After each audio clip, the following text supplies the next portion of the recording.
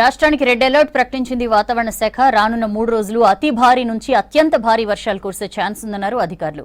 ఉరుములు మెరుపులతో కూడిన వానలు పడే అవకాశం ఉందన్నారు. ఇవాళ 2, రేపు 4 జిల్లాలకు రెడ్ అలర్ట్ జారీ చేశారు. మరికొన్ని జిల్లాలకు ఆరెంజ్ అలర్ట్ ఇచ్చారు.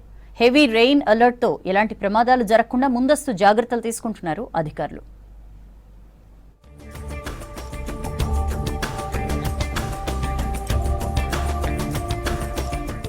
జిల్లాల్లో భారీ వర్షాలు కురుస్తున్నాయి. అల్పపీడనంతో పాటు నైరుతి రుతుపవనాల ప్రభావంతో సిటీతో పాటు జిల్లాలో వర్షాలు కంటిన్యూ అవుతున్నాయి. అక్కడక్కడ భారీ వర్షాలు పడుతున్నాయి. ఇక రానున్న 3 రోజులు అతి భారీ నుంచి అత్యంత భారీ వర్షాలు కురిసే ఛాన్స్ ఉండడంతో రాష్ట్రానికి రెడ్ అలర్ట్ జారీ చేశారు వాతావరణ శాఖ అధికారులు.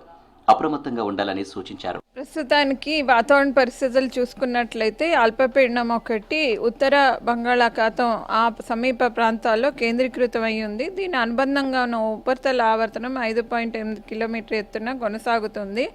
ఇది రాబోయే 2 రోజుల్లో అదే ప్రాంతంలో నుండి తర్వాత ఇది వాయు దిశగా కదిలే అవకాశాలు ఎక్కువగా కనిపిస్తున్నాయి.